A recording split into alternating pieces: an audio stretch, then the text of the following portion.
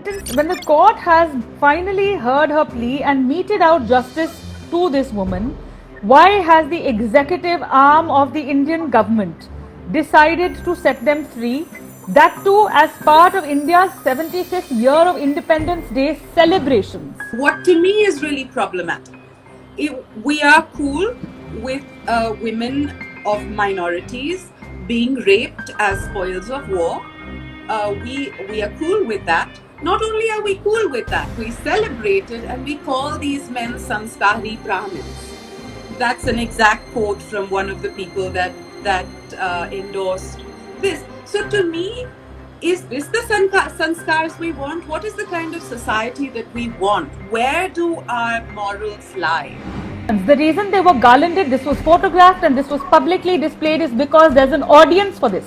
The audience is you and me. This was done as a performance for us to clap and say, yay, this is the country we wanted. Is this the country we wanted? That's the question. This is, let's be clear, this is not just about one woman or about Bilkis Bano. This is about the travesty that has become our democracy in its 75th year.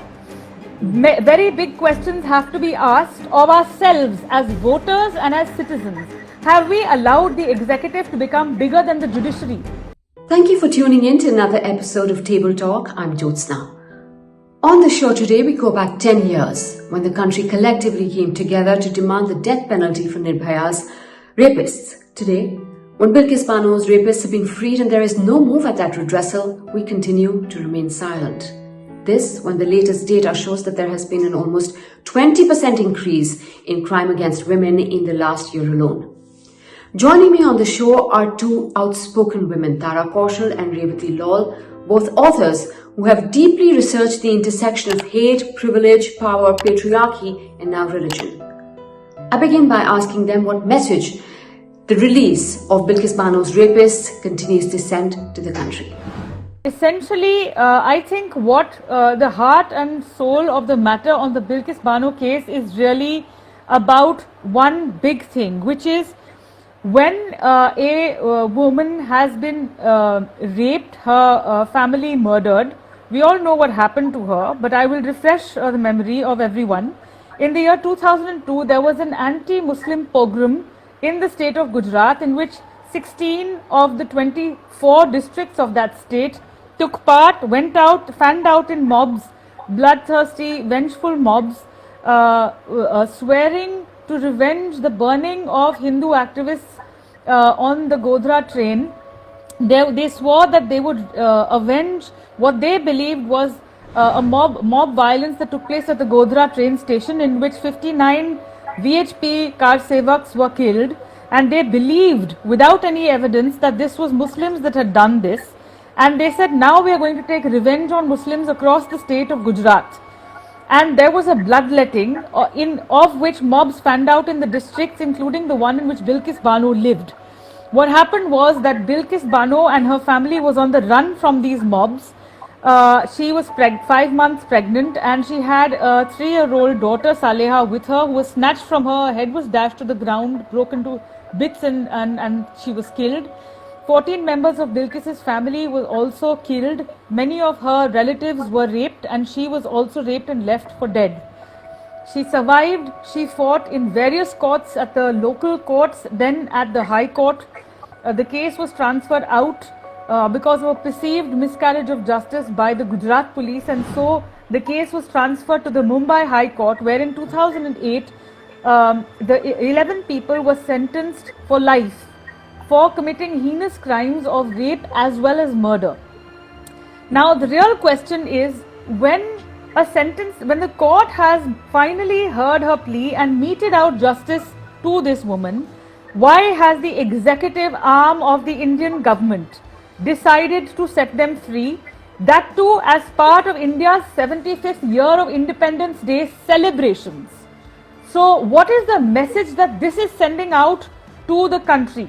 Is this sending out the following message, that if you are a minority woman, then if you are raped, the government can decide to remit the sentences of the rapists even when the court has upheld a certain verdict? Why this executive overreach? Secondly, if this executive overreach was decided only by people in the Godhra jail where these people were behind bars, then why has the state government and why has the Prime Minister, who on that very same day as part of the Azadi Ka Amrit Mahotsav spoken from the ramparts of the Red Fort to say it is my utmost duty to protect women, failed to act against this verdict? If he has failed to act against it, if he has failed even to say anything about this, what are we as a country to understand about the executive arm of the government? This is, let's be clear, this is not just about one woman or about Bilkis Bano. This is about the travesty that has become our democracy in its 75th year.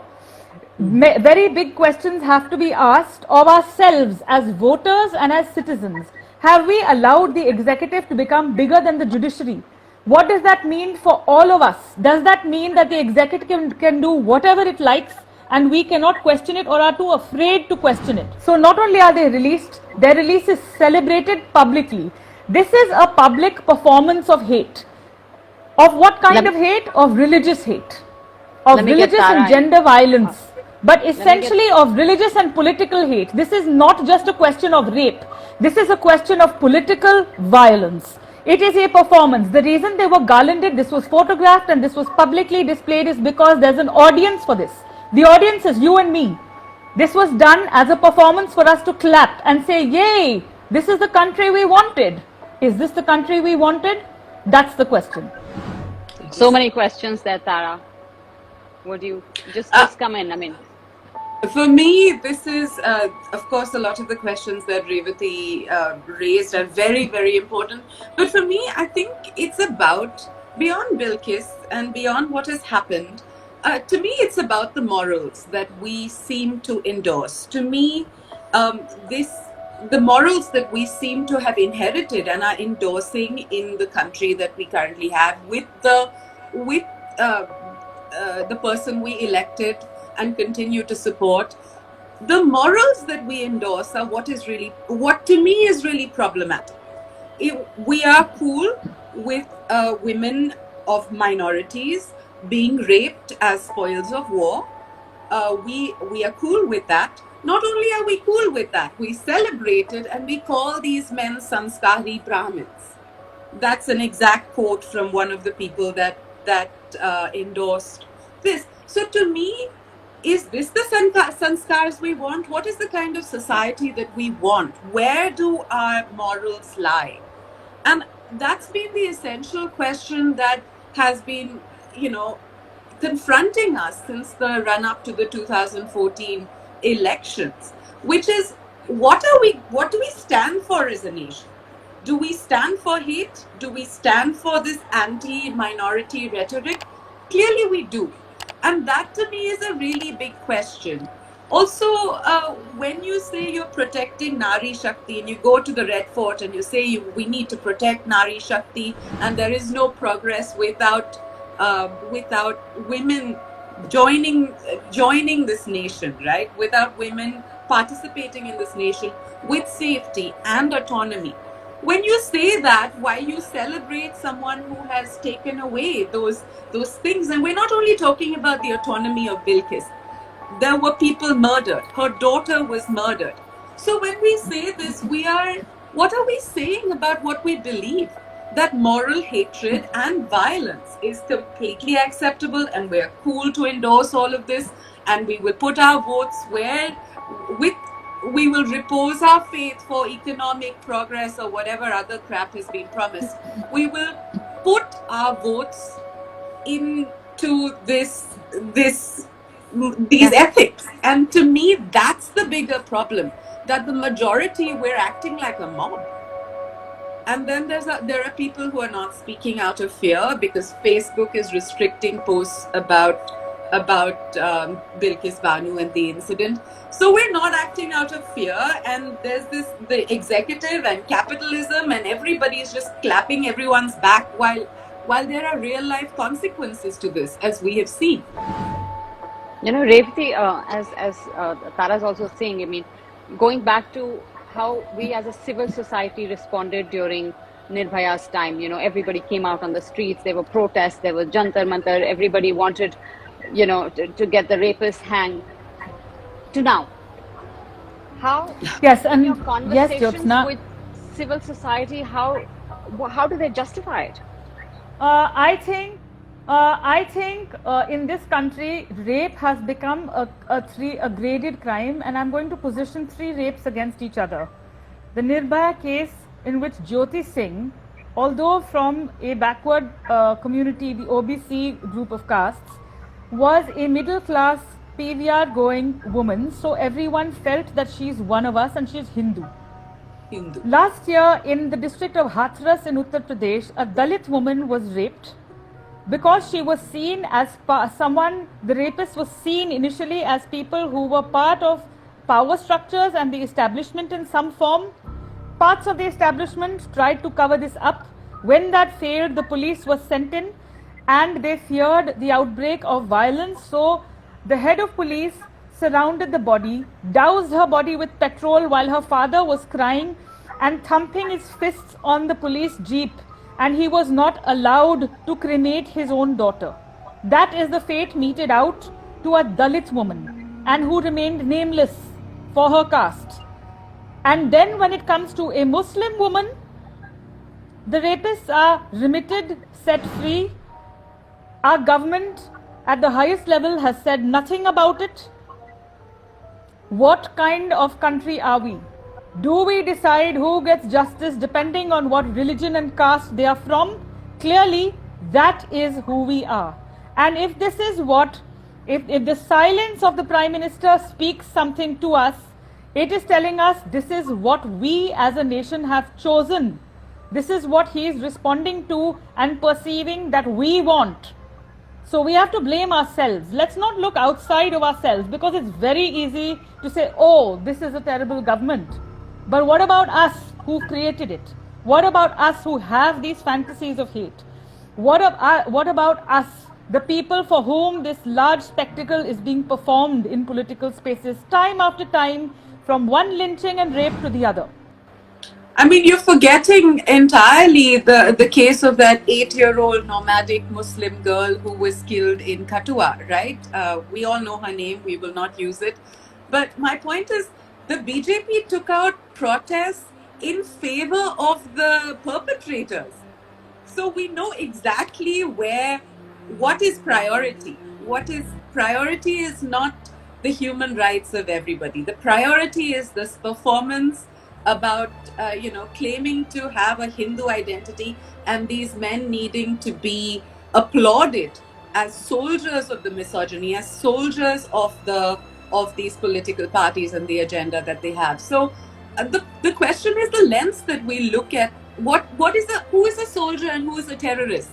It's the lens that we look at something through, right? And to me, the lens that India is viewing and the lens that is being normalized, simply also because not in my circles and not in yours, I hope, but certainly not in mine, there's no one who has been in support of this thing that's happened recently, the release, right? No one has been in support. But there's also the fact that there is a certain amount of fear that this is what everyone wants. And if this is what the executive wants, and if this is what the mob wants, and everyone wants it, then you stay quiet out of silence. And this is hugely problematic. Also, it stands out that women no longer speak for women. But I think women have been speaking in the last castes, communities across the spectrum. And I'm not talking about women who are like either you, Jyotsna, or like you, Tara, or like me. These are women who come from very different backgrounds as us. So we must not imagine that they are not shocked by what's happened. They are. I think we have also failed as a nation to join the dots between what happens each time until it becomes too much. And so when we tell people this is what's happened, most of them are shocked beyond belief, because they don't imagine that people they put their faith in to protect women haven't done what they're supposed to, and have, in a sense, let us down spectacularly. There's no other way of looking at it. And so women are speaking out. But yes, patriarchy is also something that women have had to have taken on and sometimes been forced to be subject to, because they have no choice. It's either that or nothing. What is our primary leading moral, right? A lot of the women at the protest for the Muslim girl in Kathua, a lot of the protesters were women. So when you think about what that means, it means that their hate and their Hindutva or their Hinduism and their hate and their Islamophobia trumps their alignment with other women. They feel less empathy towards another woman, another Muslim woman from a different religion, than they do with the men of their own religion. So this to me beggars the question about human rights, and also the amount of violence that is perpetrated with a sense of moral outrage, with a sense of morality, is dangerous. So for me, anyway, violence is a problem, but for it to be endorsed repeatedly by the state, by the majority that has voted for this, by the majority that is silent, by the majority that is not only silent but is actively endorsing what is going on, these are problems. And you know, in 2014, I knew a few people who voted for the BJP because, you know, tired of Congress and we'll try it once. But by 2019, there was no facade of economic, rejuvenation for the country, which was what they had promised in 2014. There was no facade.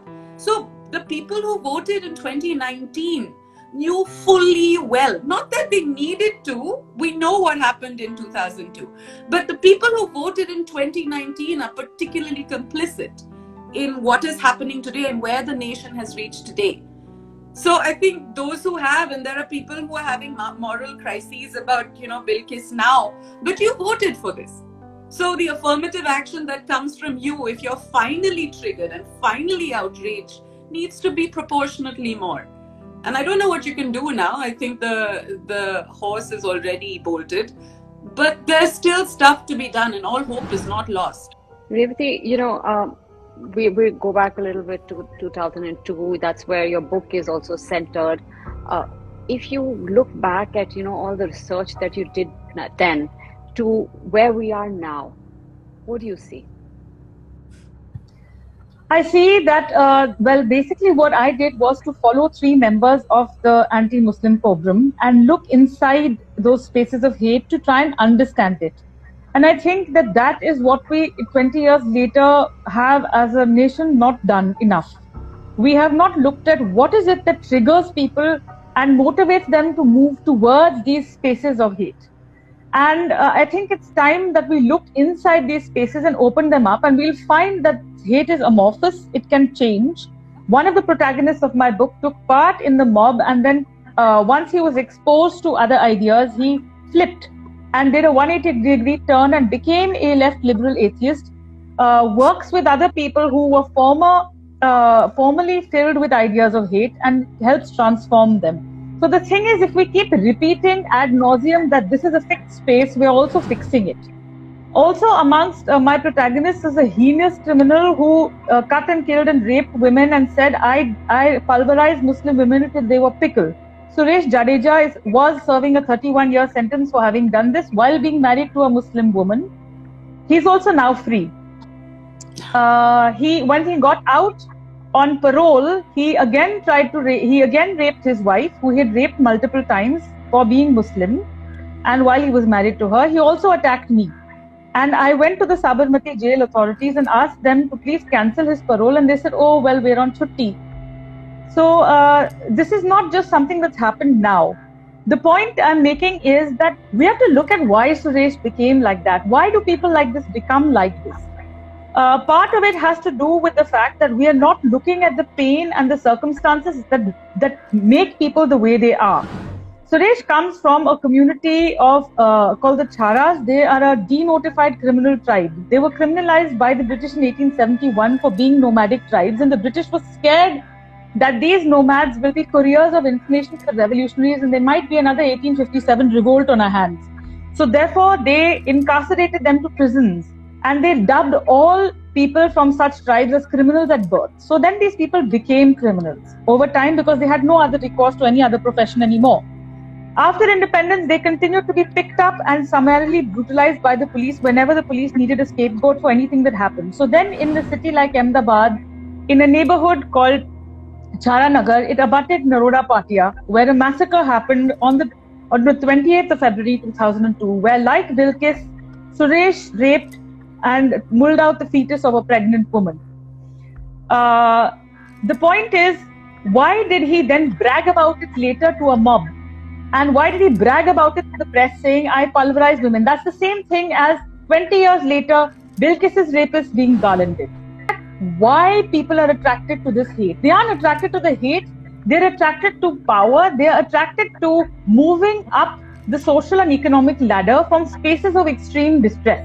There are people who need an identity. And in this country, for very many decades, the political elite has been occupied by the Congress, and the political elite was also a feudal landowning class, and they were people who basically were secular and socialist. Now, in order to upseat them, it's not a coincidence that after 1991, when India's economy opened up, we suddenly had a burgeoning middle class that the elite shunned because they were too religious, because they were not atheists, they were not cool enough, their identities were always in question. In order for them to be, they needed to upseat the ideas of the elite. And therefore, they have ejected and thrown those ideas out. And therefore, they're the opposite of secular and socialist. Now, if we don't understand that, and if we don't include the middle class, and if we continue to shun aspirational castes, look at the castes and classes that make up the majoritarian political mainstream today, look at why they are defining themselves constantly against people like you and me. Because we are also bigoted in our hatred of them.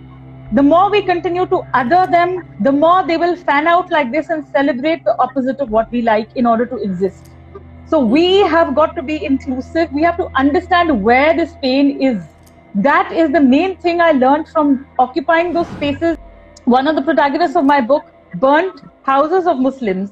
But that's because as a tribal, as a Bhil in Gujarat, he came from an area where the Muslims looked down upon him. They didn't allow him to sit in front of him. Later, when in one day the political and social tables were overturned, so he got a lot out of that violence.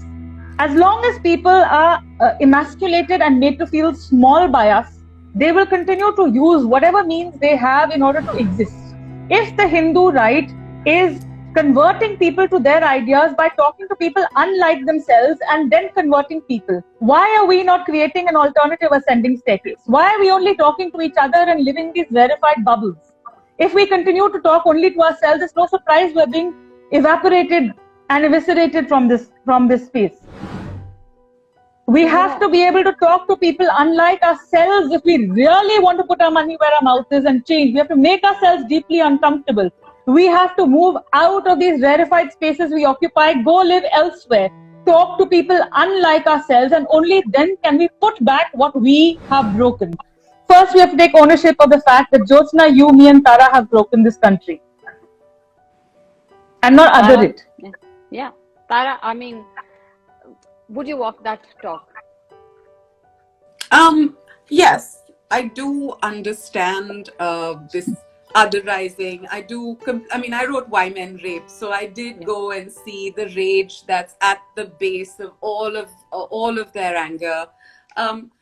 I do agree, no doubt, that we have played a role, and the privilege that we have carried intergenerationally that has left out people who didn't have our education, that have left out their kids, and that have left them out of this economic, any sort of economic stability that I think is also a human right, is, of course, partly to blame. But I don't see how stirring the pot, I mean, I do not take away from the fact that these unemployed youth who are angry are being stirred and whipped into a frenzy and have been for a long time by the powers that be. So to me, this is problematic. I mean, when the army issue happened, was it earlier this year? But when the army issue happened, men in UP burned 500 crores worth of trains. So the rage and the anger is not only directed at women. It is also about their life circumstance. It is the same reason that conservatives will talk about, in America, will talk about making America great again. Here, it's this idea of the Hindu nation state that has been plundered from time immemorial and continues to be so. So there is this victimhood and this victimization that comes out in rage. It comes out against everybody that you can express this rage towards, this violence towards. So you see it whether it's road rage or you see it whether it's people raping women during mob violence, right? It's all the same thing. Now, patriarchy and power and anger have a very close association. Norms of masculinity have a very close association with not only the way men behave in general, but the way they behave towards women, as we can see. So now the norms of masculinity that we are adopting and endorsing include saying good sanskari Brahmin men were just doing their duty by raping these women. And that's what we're saying today, which is to me hugely problematic. And that's where the problem lies. Tara, I'm going to, you also lived, as Revati was saying, she's lived in that space. You've also lived in that space, speaking to a lot of rapists for your book. And I want to end this by asking you, in your assessment, the rapists are out. Where does this leave Bilkis Bano today? What is justice? What is the idea of justice? As a woman and as a Muslim woman who was gang raped, lost her baby, lost her child, lost her unborn child, watched her sister get raped, watched her mother get raped. Is this not only are you feeling, so what is justice? Is justice time for time? But also, is justice simply keeping men away and incarcerated so that they are away and don't prey on other people and don't go back and re-victimize Bilkis? So what was justice for her for what happened? And what is justice for her for the 6 years that she fought to get them convicted? And what does she feel today about the nation celebrating her rape and the men who raped her and murdered her child? This case is more problematic, not because rape has happened, and that happens, but that we continue to think it's the right thing. We continue to endorse it. Nazi war criminals are jailed in their 90s. But today, clearly, we have no problems with letting these men go and celebrate. They made mistakes and, boys will be boys. Hey, it was a mob. So, a very sad state of affairs and a sad day. I think we as a country, regardless of what the Supreme Court does with the Bilkis case, have to ask ourselves what kind of nation we want from this day on. And whether Bilkis gets justice or not, we cannot afford to say, okay, now supposing she gets justice, then we go back to our stony sleep and say, okay, all's well with the world. No, it is not. We have to continue to ask ourselves the question, what did this executive do, and never forget it. And I want to just reiterate once again that Bilkis Bano was raped when she was 5 months pregnant. She was 21 or 22 years old. Her mother and her sisters were raped in front of her. 7 members, she says 14 members of her family were murdered, including her 3-year-old daughter who was sitting in her lap. She was taken, flung on the ground with the intent to kill. The men who did this are out. They are murderers. They are rapists. How long are we going to keep silent? How long are we going to pretend that this does not matter simply because she is a Muslim? Revati Lal and Tara Kaushal, thank you so much for joining me. And just raising your voices as you guys do, and more power to you guys, and keep doing the spectacular work that the two of you keep doing. Thanks, Jyotsna. Thanks, Revati.